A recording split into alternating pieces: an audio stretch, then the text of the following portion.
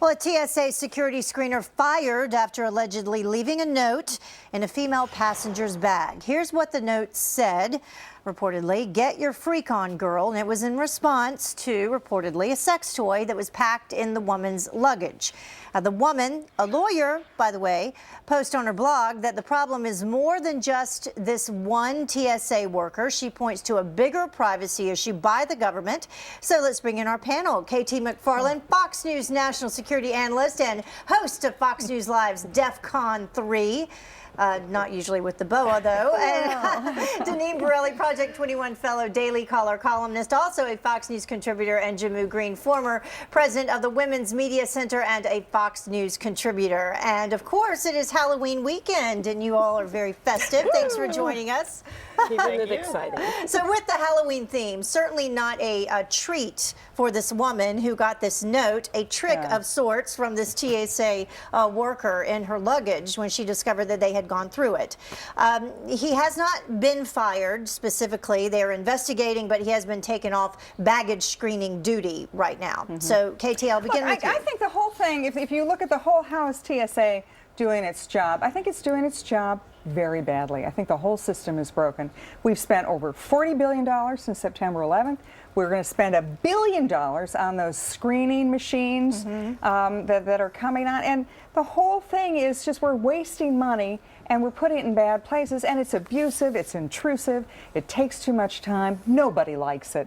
So why don't we do what the Israelis do? Profile, not for racial profiling, look for terrorist behaviors. Stop patting granny down and stop going through people's luggage like this, and look for people who are carrying no luggage, who made their reservations that minute, who paid in cash. It really does say a lot, though. I think that this TSA worker felt that he was comfortable enough, or he or she, in what he or she had done going through the luggage, that he or she could leave a note and say, hey, yeah, this is what I did. I mean, that's a whole nother story. It's pretty clear that this is not the first time that this has happened. And it actually, she's more than a lawyer, the young woman whose luggage this note was found in. She's a very prominent feminist, very prominent blogger. So, of course, she is going to immediately tweet out about this, and I think she's right. We're actually Twitter friends, and so I followed the situation from the beginning. She's right that it shouldn't just be, though, focused on that this personal situation and, you know, this person being fired and the situation is over. This happens probably lots of times. There's a bigger systemic issue about it. You know, these folks are hired to paw through our stuff. That's what they're hired to do. Well, there's a sense of entitlement based into their job. So I want us to be safe. We clearly have been, you know, extremely safe since September 11th. But there are some privacy issues. And Deneen, quickly. Well, clearly they're looking for other weapons for this person to come up with what they found in this person's luggage. But yet they are taking their eye off of safety. I mean, that should be their #1 concern, is to make sure we are safe. There have been instances where weapons have gotten on board airplanes, and people. There's a big problem with theft as well. So there should be more emphasis on their focus. I think it should be privatized anyway, due to 2 P's. I agree with you on profiling, and I also think it should be privatized, because private industry would do a much better job than if it was government run. Absolutely. Well, I want to move to our next topic now. The glass ceiling. It gets a milestone-sized hole smashed right into it with the naming of Ginni Rometty as the new CEO of IBM. And this means, by the way, that the world's 2 largest technology companies, IBM and Hewlett-Packard, will both be run by women. Rometty joins Meg Whitman, who just took over at HP. So great news for women.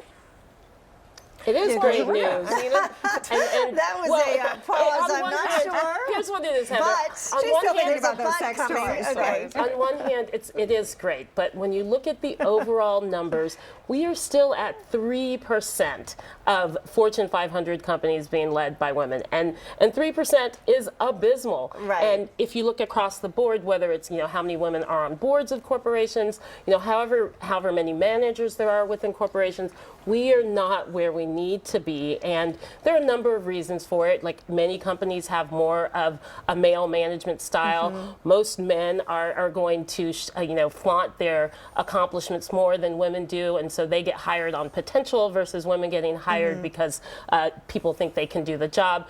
So there are some structural issues that need to be done. It's great that we are now, if no woman resigns before the end of the year, we'll be at 18 going into 2012. 18 out of 500. But you gotta Not start something somewhere. to twirl the We've come a long boa way. about. This is No, I true. think we've come a very long way, and to have these two individuals at the top of the helm, I think it's very impressive.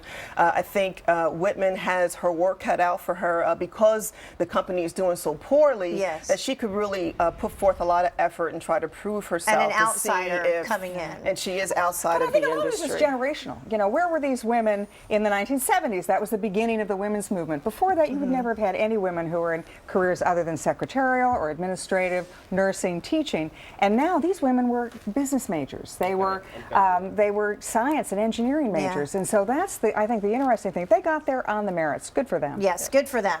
Well,